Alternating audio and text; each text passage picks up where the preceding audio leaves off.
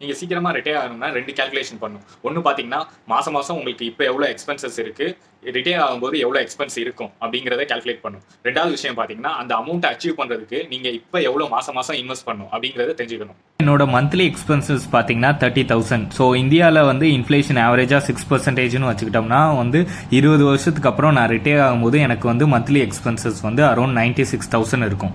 இந்த கால்குலேஷன் படி பாத்தீங்கன்னா மந்த்லி 1 lakhsனா அடுத்த 20 இயர்ஸ் பாத்தீங்கன்னா எனக்கு பாத்தீங்கன்னா 2.4 crores தேவைப்படுது.